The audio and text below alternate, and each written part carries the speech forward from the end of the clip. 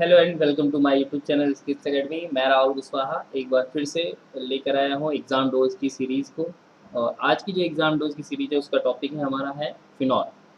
तो स्टार्ट करते हैं फिनॉल के बारे में। तो फिनॉल होता क्या है कि बेंजीन ग्रुप के ऊपर ओ एच ग्रुप को ऐड करने पर जो एरोमेटिक कंपाउंड हमारा फॉर्म होता है उसको हम लोग फिनॉल कहते हैं। ये इसका केमिकल फॉर्मूला हो गया। यहाँ से इसका अगर हम लोग मॉलिकुलर वेट कैलकुलेट करें तो carbon tens two 12, hydrogen is 1 and oxygen source atomic mass is 16.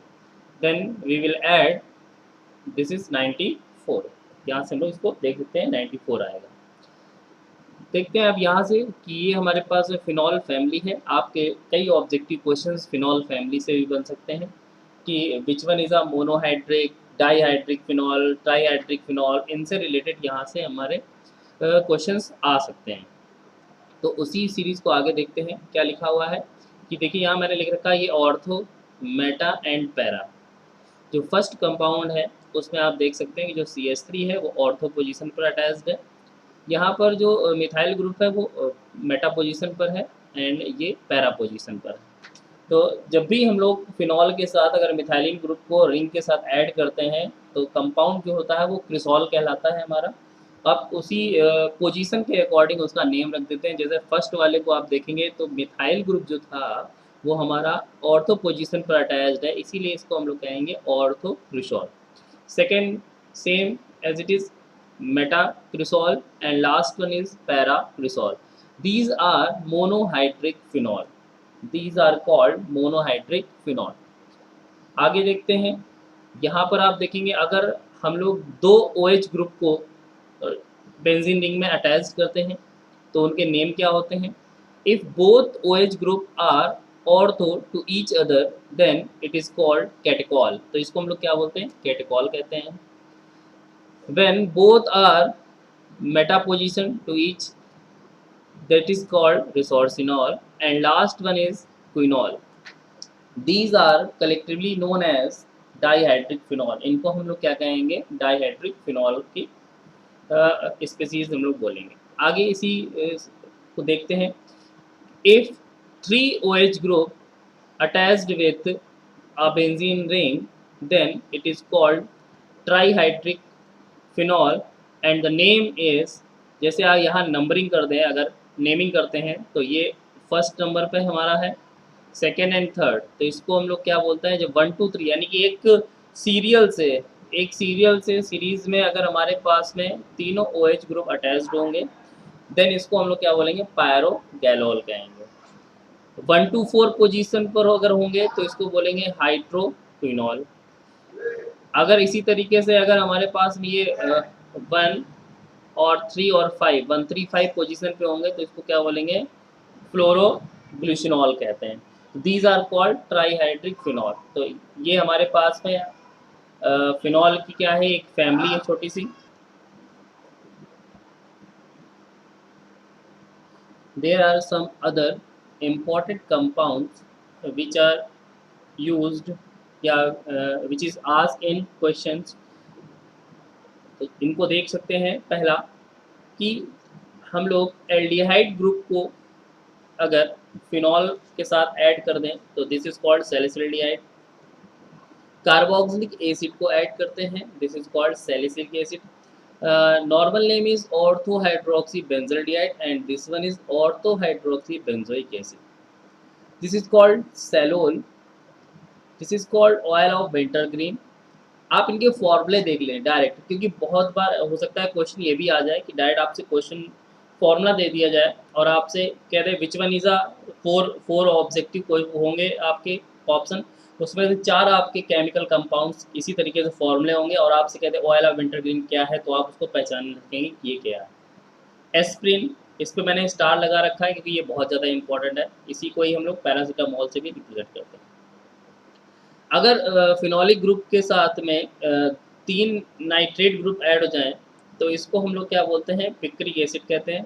और वैसे इसका नाम है ट्राई नाइट्रोफिनॉल, TNP से इसको रिप्रेजेंट करते हैं, that is called try nitrophenol. अगर हम लोग एसीटोन यो यानी कि कीटोनिक ग्रुप को अगर इसके साथ ऐड कर दें तो ये पैरा पोजीशन पर अटैच्ड है, तो इसे हम क्या पैरा हाइड्रोक्सी एसिटोफिनॉन के नाम से भी जानते हैं, एसिटोफिनॉन के नाम से जानते हैं। तो these are some compound which is important. अब हम लोग बात करते हैं इसकी प्रिपरेशन की। तो प्रिपरेशन में जो आपको ऑब्जेक्टिव पर्पज से याद रखनी है, वैसे तो इम्पोर्टेंट नहीं है कोई भी, लेकिन एक रिएक्शन जो है आपको याद रखनी है कि फ्रॉम बेंजीन डाइजोनियम क्लोराइड।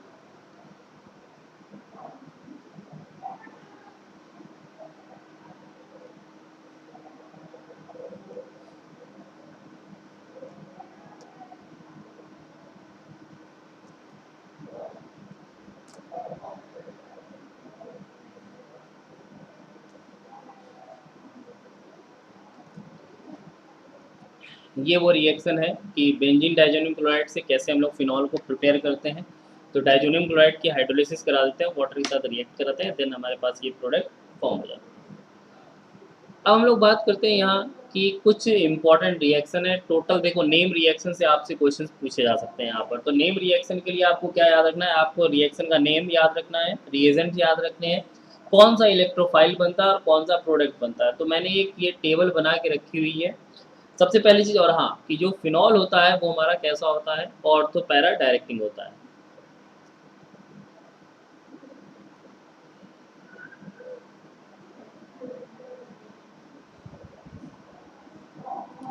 तो फिनॉल क्या होता है हमारा, ऑर्थो पैरा डायरेक्टिंग होता है। जो भी रिएक्शंस होंगी वो ऑर्थो और पैरा पोजीशन पर होती हैं मेनली।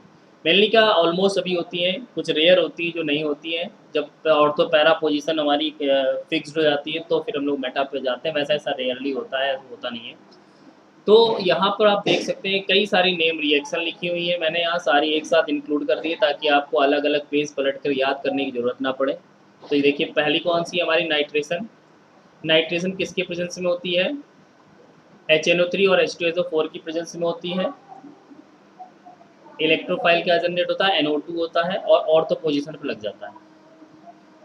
इसी तरीके से सल्फोनेशन, H2SO4 के साथ इलेक्ट्रोफाइल, ये बना हमारा ऑर्थो पोजीशन पर ऐड हुआ। पैरा प्रोडक्ट भी बन सकता है, मैंने पैरा की जगह नहीं दी इसलिए नहीं बनाया, पैरा भी बनेगा साथ, ठीक।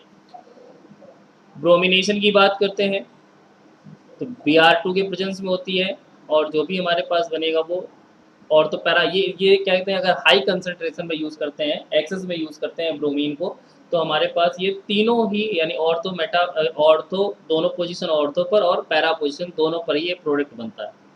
दोनों ऑर्थो पोजीशन और ये पैरा पोजीशन, ठीक है। फ्रीडल क्राफ्ट रिएक्शन इसी की तरीके से देख सकते हैं। तो फ्रीडल क्राफ्ट रिएक्शन में दो हमारे पास होते हैं, एक होता है एल्काइलेशन, दूसरा होता है एसाइलेशन। AlCl3 के प्रेजेंस में ये दोनों ही रिएक्शन प्रोसीड होती हैं। एल्काइलेशन में हम लोग एल्किल हैलाइड यूज़ करते हैं और एसाइलेशन में हम लोग एसिटिल क्लोराइड यूज़ करते हैं। और दोनों की ही कंडीशन क्या है, ऑर्थो पोजीशन में जो भी इलेक्ट्रोफाइल होगा ऐड होगा। जैसे एल्काइलेशन में एल्किल ग्रुप यहाँ यूज़ करते हैं तो यहाँ CH3 ग्रुप जो है वो यहाँ ऐड होगा और क्या फॉर्म होता है, क्रिसॉल। इस चीज़ को आप याद रखना कि फिनॉल के एल्काइलेशन से क्या बनता है, क्रिसॉल बनता है। एसाइलेशन कराते हैं तो ऑर्थो हाइड्रोक्सी एसिटो फिनॉल बन जाता है। ये इंपॉर्टेंट रिएक्शन है। रीमर टीमन आपसे पूछ सकता है डायरेक्ट रिएक्शन देकर कि बताइए प्रोडक्ट आपका क्या फॉर्म होगा। तो यहाँ आप देख सकते हैं क्लोरोफॉर्म और क्यूएच के साथ रिएक्शन कराते हैं। इंटरमीडिएट क्या होता है, डाइक्लोरोकार्बीन। ये भी आप याद रख सकते हैं कि रीमर टीमन रिएक्शन में कौन सा इंटरमीडिएट बनता है, तो डाइक्लोरोकार्बीन होता है।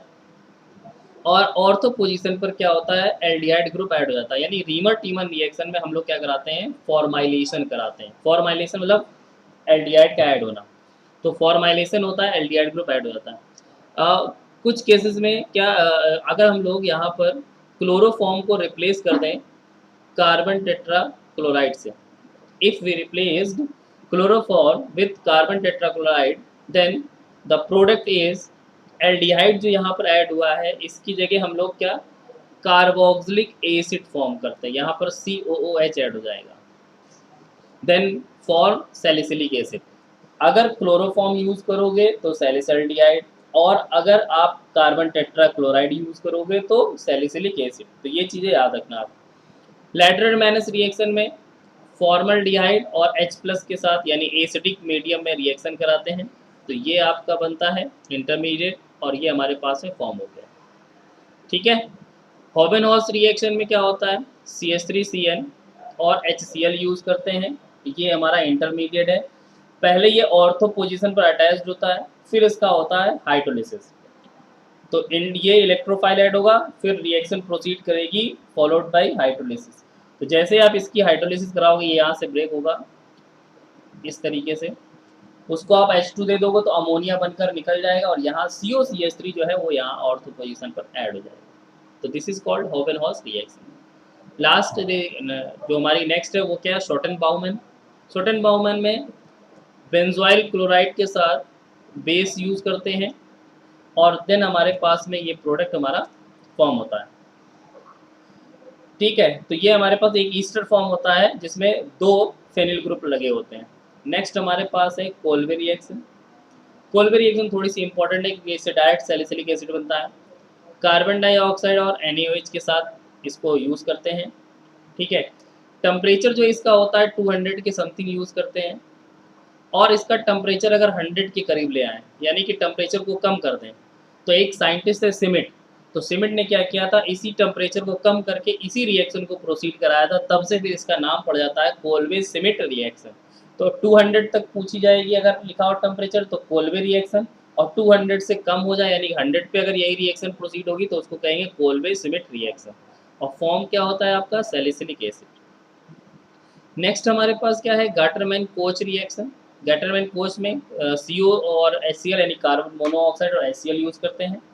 ये हमारे पास में फॉर्म होता है इलेक्ट्रोफाइल। इलेक्ट्रोफाइल कहाँ, ऑर्थो पोजीशन पर अटैच्ड होगा, देन हमारा प्रोडक्ट सैलिसिलिक बन जाएगा। इतनी तो हमारे पास नेम रिएक्शन थी, और नेम रिएक्शन के साथ साथ उनके रिएक्टेंट, रिएजेंट और उनके इंटरमीडिएट्स, और क्या कहते हैं कि इलेक्ट्रोफाइल्स उन्हीं को इंटरमीडिएट कहते हैं, और प्रोडक्ट्स, ये सारी चीज़ें दी गई हैं। तो आप इस टेबल को रीड कर लीजिएगा, इससे बहुत सारे क्वेश्चन आ सकते हैं। या तो आपको रिएक्शन दे दी जाएगी, आपसे कहते बताओ इस रिएक्शन का नेम क्या है, या आपको रिएक्शन दे दी गई, कोई एक पार्ट मिसिंग होगा, बताइए कौन सा पार्ट है, या एक रिएक्शन दे दी जाए, आपसे कहेगा बताइए इसका इलेक्ट्रोफाइल क्या होगा। तो कुछ भी क्वेश्चन इससे आ सकता है, तो इम्पॉर्टेंट है ये। इसी में आगे देखते हैं कि हमारे पास कुछ रीअरेंजमेंट होते हैं जो इस चैप्टर में है। जैसे पहला है फ्राइस रीअरेंजमेंट। फ्राइस रीअरेंजमेंट में क्या होता है कि जो फिनोलिक ईस्टर होता है हमारा, वो AlCl3 की प्रेजेंट में किस में कन्वर्ट हो जाता है, हाइड्रोक्सी कीटोन में कन्वर्ट हो जाता है। इसी को हम लोग क्या बोल देते हैं, हाइड्रोक्सी एसिटोफिनोन भी के नाम से भी जाना जाता है। ये ऑर्थो प्रोडक्ट भी बनता है, यहाँ देखिए मैंने पैरा लिख दिया है, मतलब पैरा प्रोडक्ट भी बनेगा। क्लेजन रीअरेंजमेंट, ये हमारी एक पेरीसाइक्लिक रिएक्शन है।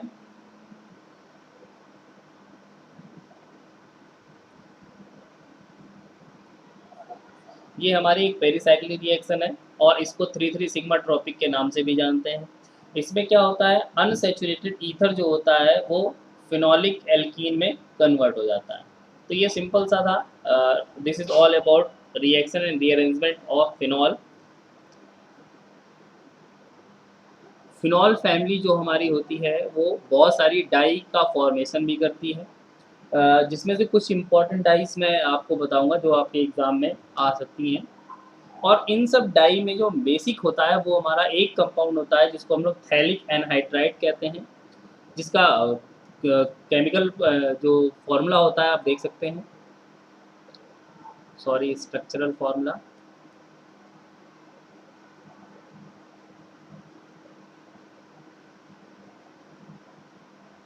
This one is phthalic anhydride.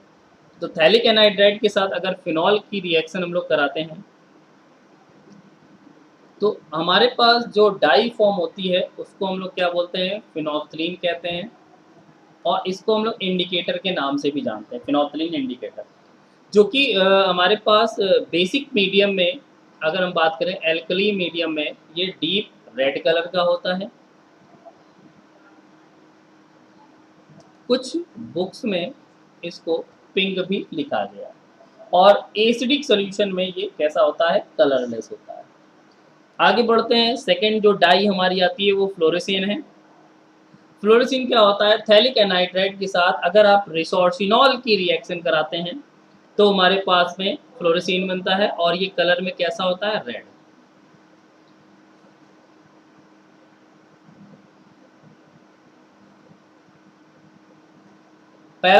Meta position पर अगर दोनों OH लगे होते हैं एक दूसरे के लिए, तो फिर वो हमारे पास में रिसोर्सिनॉल बनता है, और इसकी रिएक्शन जब हम लोग कराते हैं थैलिक एनाइड्राइड से तो फ्लोरेसीन बनता है, जो कि रेड कलर का होता है।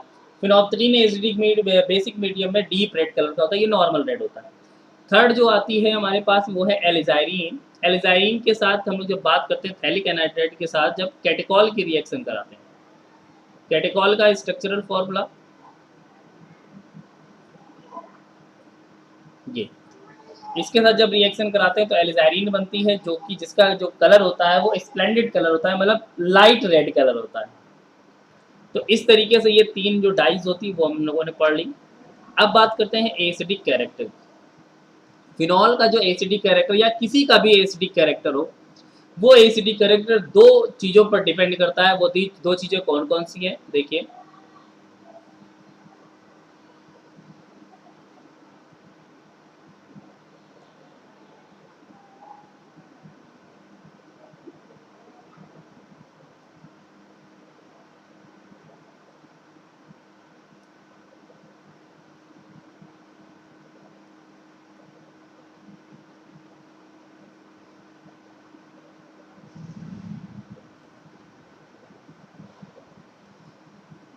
दो चीज़ों पर डिपेंड करता है कोई भी एसिडिक प्रॉपर्टी किसी भी कंपाउंड का हो, कि पहला क्या है, easily removal of H ion. Easily removal of H ion, कौन कितनी जल्दी एच आयन रिलीज कर देता है। दूसरा, एच आयन के निकलने के बाद जो रिमेनिंग पार्ट बचता है, वो रिमेनिंग पार्ट कैसा होना चाहिए, स्टेबल होना चाहिए। अगर वो रिमेनिंग पार्ट स्टेबल है तो वो हमारा अच्छा एसिड होगा। तो फिनॉल की केस की हम लोग बात करते हैं कि when a base is abstract these proton, ये प्रोटॉन को अगर वो एब्स्ट्रैक्ट कर लेता है तो रिमेनिंग पार्ट जो कहलाता है उसको फिनॉक्साइड आयन या फिनोलेट आयन भी कहते हैं कभी कभी। वैसे फिनॉक्साइड आयन जो है उसका रियल नेम है। अब क्या होता है, फिनॉक्साइड आयन ये जो है, ये अगर आप यहाँ बॉन्ड शो कर दें तो ये क्या होता है, रेजोनेंस स्टेबलाइज होता है। तो H प्लस ईजिली निकला और जो रिमेनिंग पार्ट बचा वो भी स्टेबलाइज्ड है। तो इस वजह से फिनॉल कैसा होता है, एसिडिक होता है। किसके कंपैरिजन में, अल्कोहल के कंपैरिजन में। अल्कोहल के कंपैरिजन में अल्कोहल न्यूट्रल होते हैं, अल्कोहल के कंपैरिजन में ये फिनॉल जो होता है वो एसिडिक होता है। क्यों एसिडिक होता है, ड्यू टू रेजोनेंस, रेजोनेंस की वजह से ये हमारा स्टेबल होता है। अब बात करते हैं कुछ फैक्टर्स हैं जो इसकी एसिडिटी को बढ़ा भी सकते हैं और घटा भी सकते हैं। तो वो कौन कौन से फैक्टर हैं, तो आप देख सकते हैं फिनॉल के साथ दो तरीके के ग्रुप जुड़ सकते हैं, एक इलेक्ट्रॉन विड्रॉइंग ग्रुप और दूसरा इलेक्ट्रॉन डोनेटिंग ग्रुप। अब आप देख सकते हैं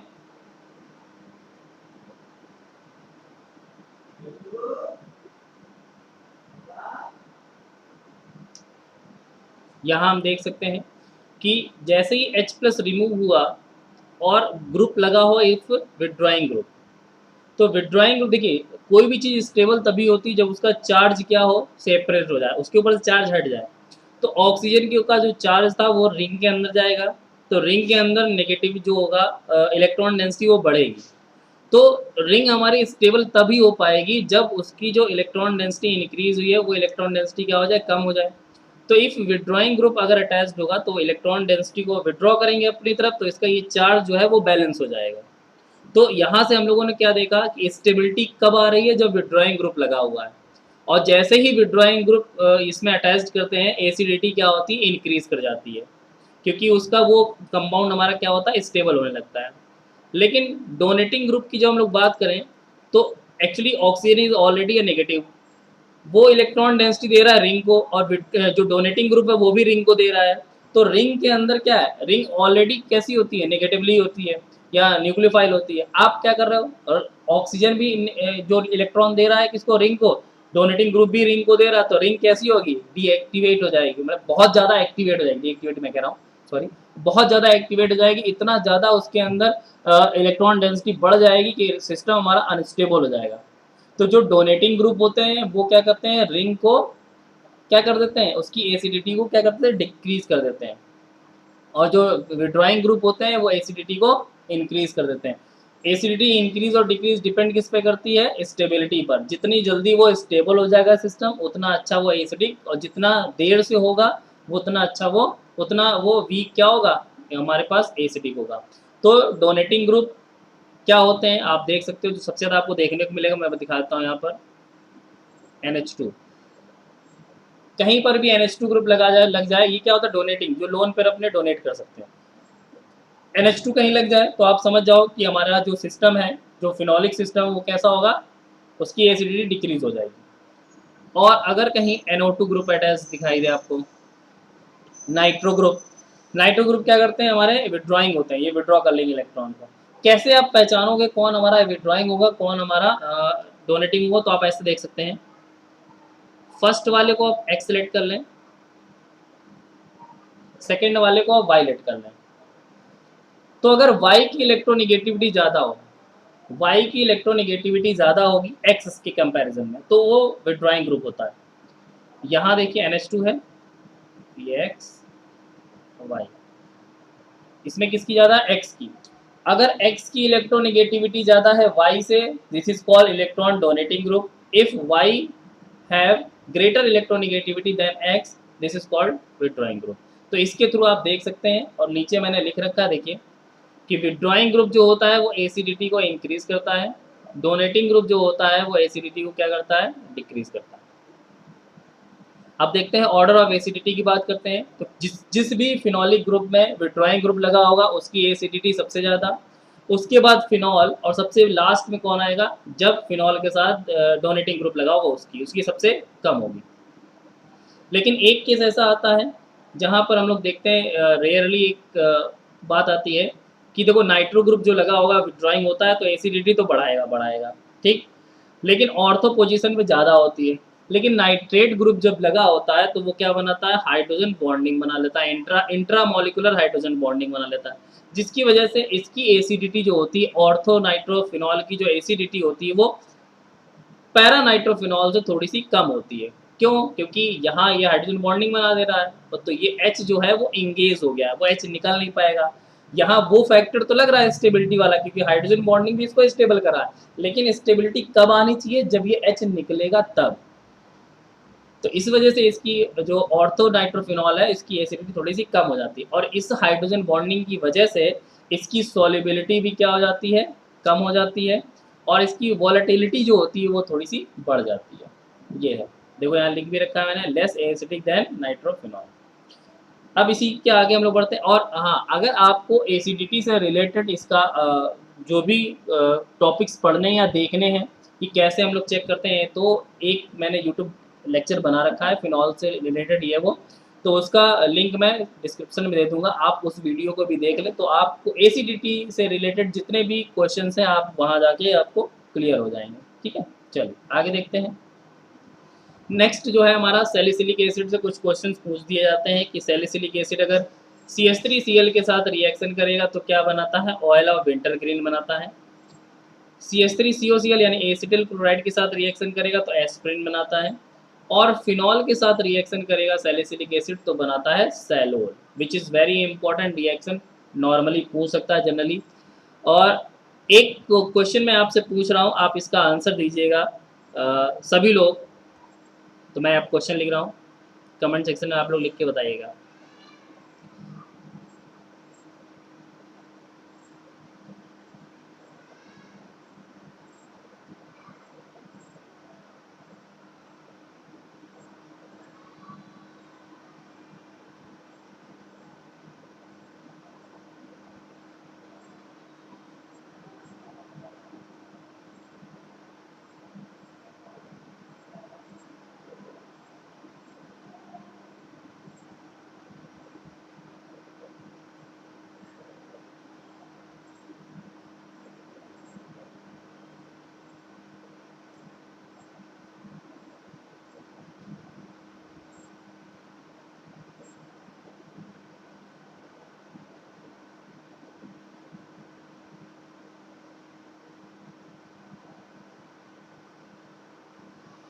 तो ये हमारा क्वेश्चन है आप लोगों से, आप लोग इसको पढ़िएगा और फिर इस कमेंट सेक्शन में इसका आंसर दीजिएगा।